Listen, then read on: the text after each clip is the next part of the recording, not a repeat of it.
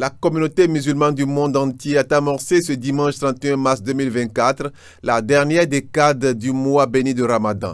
C'est donc ce jour qu'a choisi l'honorable Rachid Gbedamassi pour faire don de plusieurs dizaines de sacs de riz et de Coran au nom de son parti, le Bloc républicain, à la communauté musulmane de la mosquée centrale de Yarakene. Aux côtés de Sa Majesté Akbaki Gobi Yesser, roi de Parakou, de l'imam Mohamed Issifou Wakaïa et des fidèles, l'honorable Rachid Gbedamassi, après la prière comme le veut la foi musulmane, a procédé au don en invitant la communauté à prier pour le peuple béninois et son président afin que la paix règne dans le pays. Le Bloc républicain, au nom de son président, le ministre d'État El Hadj Bio Tchane, nous avons décidé de renforcer, de venir appuyer les communautés musulmanes. Et nous sommes venus en tant que croyants, en respectant ce mois sacré, nous sommes venus désintoxiquer l'opinion publique. Parce que depuis un certain moment, il y a un leader politique qui a commencé par faire le tour de la communauté musulmane. Et la stratégie, c'est l'insurrection populaire. Et nous sommes venus en notre qualité de militants, membres du bureau exécutif du Bloc républicain, demander aux populations de rester calmes. Parakou n'est pas une ville où il faut venir toujours allumer le feu. Maintenant, Parakou veut son développement. Parakou a besoin des routes, les boulevards, les emplois. La ville de Parakou veut vivre. Les jeunes ne veulent plus servir de cobayes.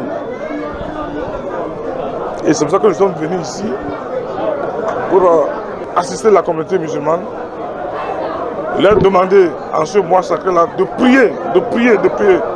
Toujours proche de sa communauté, l'honorable, après avoir accompli cet acte charitable, a en bon musulman rompu le jeûne avec l'imam et les siens en famille comme le veut la foi. Et là également, l'honorable n'a pas manqué d'appeler les fidèles à ne pas verser dans la violence que prônent certaines personnes. Le Bénin, pays de Bianzin, de Biogera, de Kaba, de Mathieu Kékou, pays des imams, ne basculera pas dans la violence. Le Bénin est un pays béni. Et c'est pour ça que nous sommes venus ici. Et nous allons circuler partout, véhiculer le message de la paix. Nos militantes et militants du Bloc doivent riposter par un comportement vertueux, par un comportement de la paix. Même quand les autres, qui par le passé ont eu à occuper des postes de responsabilité, ne veulent pas avoir un comportement vertueux, nous avons le droit de donner le bon exemple. Soucieux des conditions de prière des fidèles, il en a profité pour inviter les uns et les autres à contribuer à achever la mosquée. Et c'est pour ça que je profite de l'occasion pour demander aux généreux de nous aider. Vous avez vu notre mosquée, l'état de notre mosquée, nous voulons finir la mosquée. Nous demandons aux leaders du monde, aux leaders béninois, de nous aider au nom de ce mois sacré pour que vraiment on puisse terminer cette mosquée-là. Pour finir, il a, en tant qu'émissaire, annoncé une tournée du président de son parti, son Excellence Abdoulaye Bio Tchane. Je suis venu transmettre le message du président de mon parti à l'imam pour que dans les jours à venir, mon président va descendre et va dire sa part de vérité. Je l'ai dit tout à l'heure, cher ami journaliste, et vous êtes d'accord avec moi que nous sommes dans une démocratie. Je ne suis pas en train de donner les cours en sciences politiques. Mais dans une démocratie plurielle, il y a des institutions de la République, il y a des institutions de contre-pouvoir.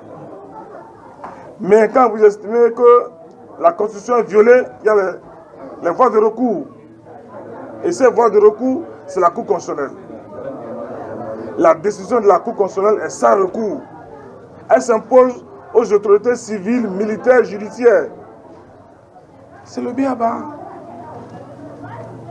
Et quand on est démocrate, il faut respecter la décision de la Cour constitutionnelle. Donc on veut faire croire à l'opinion publique, on veut livrer les parlementaires, que les parlementaires ont voté un code qui viole la Constitution ou bien qui viole l'unité nationale. C'est le voleur qui crée au voleur. Un homme pieux, dès que l'heure de la prière a encore sonné en cette période sainte du Ramadan, l'honorable comme les fidèles de sa communauté se sont inclinés devant Allah le miséricordieux pour implorer sa bénédiction, puisque toute autorité vient de lui et non des hommes. Un geste de foi et de fraternité qui contredit ceux qui pensent que l'honorable faisait tout cela pour garder un quelconque poste politique. Il n'en occupe plus d'ailleurs, mais est toujours avec ses frères et sœurs dans la foi.